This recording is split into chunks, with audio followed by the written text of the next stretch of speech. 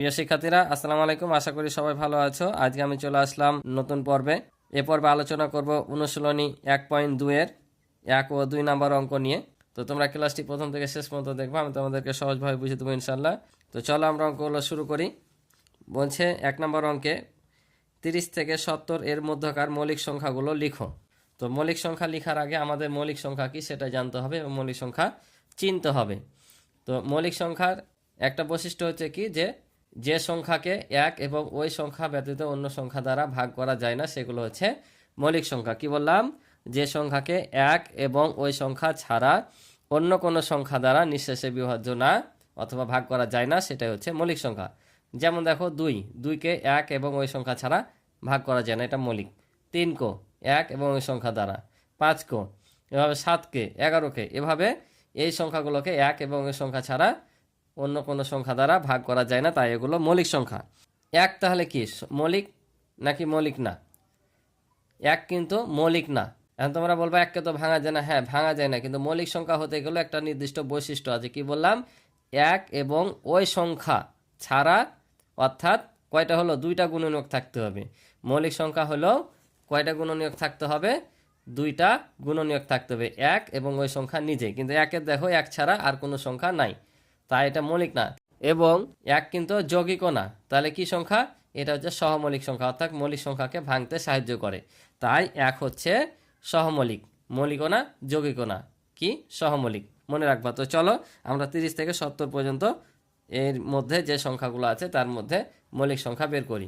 তাহলে দেখো, বইয়ে যে কথাটা লেখা আছে ওই কথাটাই লিখলাম জাস্ট, যে 30 থেকে 70 এর মধ্যকার মৌলিক সংখ্যাগুলো হলো। তাহলে মৌলিক সংখ্যা কোনটা? 30 থেকে 70 এর মধ্যে। তাহলে গণত কি কি হয়? যেমন একটা 31 হয়, 31কে ওই সংখ্যা ছাড়া, এক এবং ওই সংখ্যা ছাড়া অন্য কোনো সংখ্যাকে ভাগ করা যায় না।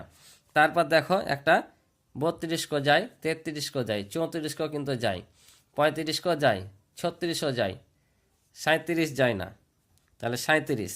তারপর 39 যায়, 3 তেরো 39, 40 যায়, 41 একটা। তারপরে দেখো 43 একটা যায় না। তারপর 44, 45, 46 যায়, 47 যায় না, 47। তারপর 48 যায়, 50 যায়, 51 যায়, 3 17 51 হয়, ঠিক আছে। 52 তো যায় যেহেতু জোড় সংখ্যা। 53 যায় না, তাহলে 53 একটা মৌলিক সংখ্যা। তারপর 54, 55, 56, 57 কিন্তু যায়, কারণ 57কে 3 দিয়ে ভাগ করা যায়, 3 দিয়ে ভাগ করে নিঃশেষে বিভাজ্য হবে। দেখবা ভাগ করে নিঃশেষে বিভাজ্য হবে, তাহলে 57 বাদ, 58 বাদ, 59কে কিন্তু যায় না, ঠিক আছে। তারপর হচ্ছে 59, 60 যায়, 61 একটা যায় না, 62 যায়, 63ও যায়, 64 যায়, 65ও যায়, 66, 67 যায় না। তারপর 68 যায়, 69 যায়, 70 যায়। তাহলে এ পর্যন্ত হচ্ছে আমাদের অ্যান্সার। 1 2 3 4 5 6 7 8 9, এই 9টা হচ্ছে 30 থেকে 70 এর মধ্যে মৌলিক সংখ্যা। আশা করি তোমরা মৌলিক সংখ্যা বুঝেছো। এবার 2 নাম্বার দেখো, বলছে সহমৌলিক জোড়া নির্ণয় করো। এখানে যা দেখতে পাচ্ছ ক থেকে ঘ পর্যন্ত 4টি অঙ্ক দেওয়া আছে, এগুলো সহমৌলিক সংখ্যা নির্ণয় করতে হবে। তো সহমৌলিক কি সেটাও আমাদের আগে জানতে হবে। তো চলো সহমৌলিক কি সেটা জানি। যে মৌলিক যেমন বলছে যে এক এবং ওই সংখ্যা ব্যতীত অন্য কোনো সংখ্যা দ্বারা ভাগ না যদি যায় তাহলে সেটা মৌলিক সংখ্যা, তেমনি সহমৌলিক হতে হলে 2টা সংখ্যার মধ্যে যদি এক ছাড়া অন্য কোনো সাধারণ গুণনীয়ক না থাকে তাহলে সেটাকে বলবো সহমৌলিক। কি বললাম? 2 বা ততোধিক সংখ্যার মধ্যে যদি কোনো সাধারণ, এক ছাড়া অন্য কোনো সাধারণ গুণনীয়ক না থাকে তাহলে সেটা হচ্ছে সহমৌলিক। আর একের বেশি যদি 2টাও গুণনীয়ক থেকে যায় তাহলে সেটা কি হবে? সহমৌলিক হবে না। বোঝা গেছে? কি বললাম? এক ছাড়া অন্য কোনো সাধারণ গুণনীয়ক না থাকলে সেটা হচ্ছে সহমৌলিক। সাধারণ গুণনীয়ক মানে তো তোমরা জানো, পঞ্চম শ্রেণীতে লসাগু শিখেছো, যে এ সংখ্যার মধ্যে যে গুণনীয়কটা থাকবে এ সংখ্যার মধ্যেও থাকবে, সেটাকে বলছি সাধারণ গুণনীয়ক, অর্থাৎ গসাগু যেটা আমরা করেছি। তাহলে যদি এক ছাড়া 2 বা ততোধিক গুণনীয়ক থাকে বা 2টাও যদি সাধারণ গুণনীয়ক থাকে তাহলে সেটা সহমৌলিক সংখ্যা হবে না। তো চলো অঙ্ক করি, তাহলে তোমরা বুঝতে পারবা। তাহলে দেখো ক নম্বরে 57 এবং 54 দেওয়া আছে। তাহলে আমাদের এই 2টা সংখ্যার আগে কি বের করতে হবে? গুণনীয়ক বের করতে হবে। তাহলে চলো গুণনীয়কগুলো বের করি। তাহলে আমি এই স্টাইলে বের করে থাকি, এটাই তোমাদের সহজ। ডাইরেক্ট না করতে গিয়ে তোমরা এভাবে বের করবা, গুণ করে করে। যে দেখো 27কে কি কি সংখ্যা দ্বারা ভাগ করা যায়। অর্থাৎ গুণনীয়ক আমরা কি জানি, একটি সংখ্যাকে যে সকল সংখ্যা দ্বারা ভাগ করলে নিঃশেষে বিভাজ্য হয় সে সংখ্যাগুলো হচ্ছে ওই সংখ্যাটির গুণনীয়ক। অর্থাৎ যতগুলো সংখ্যা দ্বারা ভাগ করা যাবে নিঃশেষে ততগুলো সংখ্যা হবে সে সংখ্যাটার গুণনীয়ক। অর্থাৎ 27কে কী কী দিয়ে ভাঙা যায় সেটা আমরা দেখব। আর কত দিয়ে যায়, 3 নাম 27 হয়, তার মানে 3 একটা গুণনীয়ক, 9 একটা গুণনীয়ক। আর কত দিয়ে যায়, আর সম্ভবত 27কে যায় না, তাহলে এই কয়টায় থেকে হলো। তারপর 54কে ভাঙবো, তাহলে 54 প্রত্যেকটা সংখ্যারই কিন্তু 1 হচ্ছে গুণনীয়ক, তাই 1 দিয়ে প্রথমে ভাঙবা। তারপর এটা জোড় সংখ্যা, এটা 2 দিয়ে যাবে, 27 দেবো না 54। আবার কত দিয়ে যাবে, 3 দিয়ে যাবে, যেহেতু এটা 57 এসে 3 দিয়ে গেছে, এটাকেও 3 দিয়ে যাবে। এখানে হবে ভাগ যদি করো তোমরা ভাগ করে করে বসাবা, তাহলে 3 1 3, না পারলে এভাবে ভাগ করে নিবা, অর্থাৎ ভাগ করে তোমাদের এটা কি করতে হবে, বসাতে হবে। যে 3 1 3 বাদ দিলে 2 হয় 4, 3 8 24। তাহলে কত পেলাম, এই যে 18 আর 3, সবসময় এখানে কি বসাবো, ভাজক এবং ভাগফল, ঠিক আছে। তাহলে এখানে বসাবো আমরা 3 এবং কত পেলাম 18, তাহলে 3 18 হয় 54। আর কত দিয়ে যাবে, আরেকটা যাবে 6 দিয়ে, 4 দিয়ে যাবে না, 5 দিয়ে যাবে না, 6 নাম 54, ঠিক আছে। এটি শেষ, আর যাবে না। তাহলে এখন আমরা লিখব যে 27 এর গুণনীয়ক সমূহ।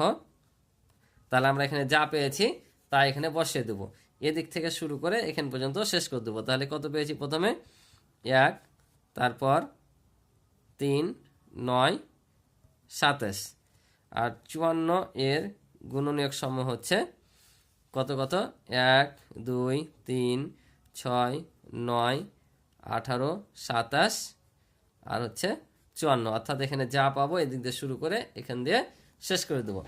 তাহলে এখন দেখো তো এদের মধ্যে কোনো সাধারণ গুণনীয়ক আছে না নাই। সাধারণ গুণনীয়ক মানে কি বললাম, এখানে যা থাকবে এখানেও তাই থাকবে, এখানে যা থাকবে এখানেও তাই থাকবে। তাহলে এখানে দেখো 1 তো থাকবে প্রত্যেকটা সংখ্যার, এখানে 3ও আছে, 9ও আছে, 27 আছে, অনেকগুলো। তাহলে এটা কি সহমৌলিক না সহমৌলিক না বলো তো। তাহলে অবশ্যই সহমৌলিক নয়, কারণ আমি বলেছি সহমৌলিক হতে হলে একটি মাত্র সাধারণ গুণনীয়ক থাকবে, সেটা হচ্ছে 1। আর 1 ছাড়া যদি অন্য সাধারণ গুণনীয়ক থাকে তাহলে সেটা সহমৌলিক না। সহমৌলিকের শর্ত হচ্ছে 1 ছাড়া অন্য কোনো সাধারণ গুণনীয়ক থাকবে না। তাহলে আমরা লিখব এখানে, দেখা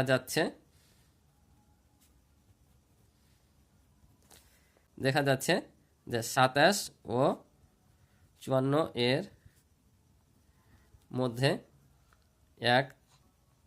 1 ছাড়াও আরও সাধারণ গুণনীয়ক কত কত আছে, 3 9 27 বিদ্যমান মানে আছে। তো বিদ্যমান কথাটা মানায়, এই জন্য বিদ্যমান দিলাম, আছে দিল সমস্যা ছিল না। সুতরাং 27 ও 54 সহমৌলিক নয়। এটাই হচ্ছে অ্যান্সার। আশা করি বুঝেছ। তো দেখতে পাচ্ছ এটা অঙ্ক তোমরা উঠিয়ে নিবা। এখন যতগুলো অঙ্ক আছে বাকি 3টা সবগুলোই এভাবে করা লাগবে, এভাবে বের করে নিবা, দিয়ে এভাবে করবা, নিজেরা চেষ্টা করবা, না পারলে আমি করে দিচ্ছি, পরে দেখে নিও। তাহলে দেখো পরের অঙ্কে দেওয়া আছে 63 91, এটাকেও আমরা সেম আগের মতো করে ভেঙে নিব। তাহলে 63কে 1 দিয়ে যায়, তারপর 3 দিয়ে যায়, 3 21 হয় 63, আর কত দিয়ে যায়, 7 দিয়ে যায়, 7 নাম 63, আর যায় না, তাহলে এ পর্যন্ত শেষ। এবার 91কে 1 দিয়ে যাবে, 91 1 91, আর কোন সংখ্যা দিয়ে যায়, আর যায় 7 দিয়ে, 7 13 হয় 91, আর কোনো সংখ্যা দিয়ে যায় না।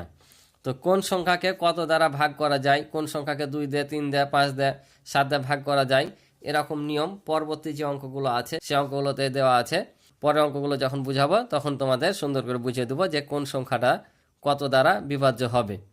এগুলোর কিছু নিয়ম আছে, বড় বড় সংখ্যা সংক্ষেপে বের করা যায় যে কোন সংখ্যাটা কত দ্বারা বিভাজ্য হবে।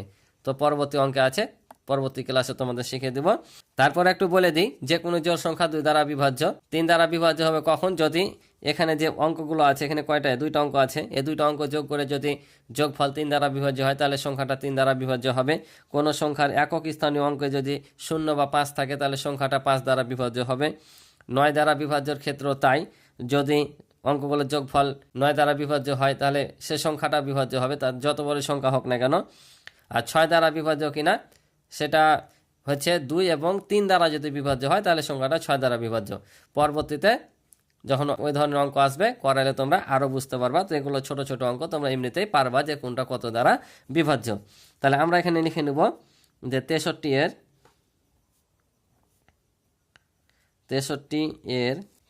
এর গুণনীয়ক সমূহ,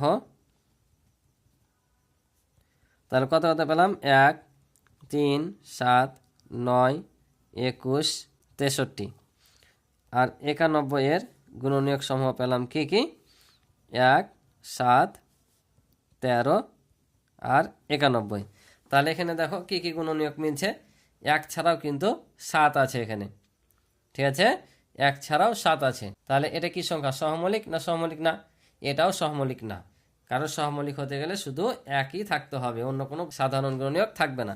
কিন্তু এখানে 7ও একটা সাধারণ গুণনীয়ক আছে, তাহলে এটা সংখ্যাটি সহমৌলিক নয়। তাহলে সেম আমরা এভাবেই এই কথাটি লিখে নিব, ঠিক আছে। তাহলে দেখো লিখে নিলাম যে দেখা যাচ্ছে 63, 91 এর মধ্যে 1 ছাড়াও সাধারণ গুণনীয়ক 7 বিদ্যমান, সুতরাং 63 ও 91 সহমৌলিক নয়। আশা করি বুঝেছো। তাহলে দেখো পরবর্তী অঙ্কগুলো, এখানে আমি দুইটা অঙ্কই করে দিয়েছি কারণ একই রকমই অঙ্ক, তাই আমি তোমাদেরকে জাস্ট এখানে করে দিলাম, তোমরা উঠে নিবা। সেম একই রকমই গুণনীয়ক বের করবা, গুণনীয়ক বের করার পর যদি 1 ছাড়া অন্য কোনো সাধারণ গুণনীয়ক থাকে তাহলে সহমৌলিক নয়, আর যদি 1 ছাড়া অন্য কোনো সাধারণ গুণনীয়ক না থাকে তবে সহমৌলিক। যেমন দেখো এটাকে ভেঙে আমরা পেয়েছি 1, 3, 7, 9, 21, 27, 63 এগুলো পেয়েছি। এটাকে ভেঙে এগুলো পেয়েছি যে 189 এর সাধারণ গুণনীয়ক সমূহ হচ্ছে, সব এদিক থেকে শুরু করে এ পর্যন্ত উঠে শেষ করবা। এটারও 210-এর এখান থেকে শুরু করে এদিক দিয়ে শেষ করবা। তাহলে এখানে আমরা দেখছি এখানে 1, 3 এবং 7, এখানেও 7 আছে, এখানেও 7 আছে, তাহলে 3টে সাধারণ গুণনীয়ক আছে, আর কিন্তু মিলছে না। তো আমাদের 3টা কি, যদি 1-এর বেশি একটাও থাকে সাধারণ গুণনীয়ক তাও সেটা সহমৌলিক হবে না। তাহলে দেখা যাচ্ছে 189 ও 210-এর মধ্যে 1 ছাড়াও সাধারণ গুণনীয়ক 3, 7 ও 21 বিদ্যমান। এখানে বিদ্যমান বা আছে বা রয়েছে সবগুলো দিতে পারো, সুতরাং এত ও এত সংখ্যাদ্বয় সহমৌলিক নয়। এখানে অত দিতে পারো, সুতরাং দিতে পারো, যাই দাও না কেন, আমি সুতরাং দিয়েছি, তাহলে সুতরাং এত এত সংখ্যাদ্বয় সহমৌলিক নয়। পরে ঘ নাম্বারটা দেখো, ঘ নাম্বারটাও সেম, 52কে ভেঙেছি, 52কে ভেঙে 1 পেয়েছি, 2 পেয়েছি, 26 × 52, 74 × 52 হয়, 97কে শুধু 1 দিয়ে ভাঙা যায়, আর কোনো সংখ্যা দিয়ে ভাঙা যায় না, কারণ এটা একটা মৌলিক সংখ্যা। তাহলে 52 এর গুণনীয়ক সময় হচ্ছে 1, 2, 4, 13, 26, 52, 97 এর হচ্ছে 1, 97। তাহলে দেখা যাচ্ছে 52 ও 57 এর মধ্যে 1 ছাড়া অন্য কোনো সাধারণ গুণনীয়ক নেই। এখানে দেখো 1 ছাড়া আর কোনো সাধারণ গুণনীয়ক এদের মধ্যে নেই, অর্থাৎ কোনো গুণনীয়কের মিল নেই।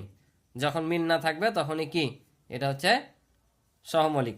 তাই 52, 97 এর মধ্যে 1 ছাড়া অন্য কোনো সাধারণ গুণনীয়ক নেই, সুতরাং 52 ও 57 সংখ্যাদ্বয় সহমৌলিক।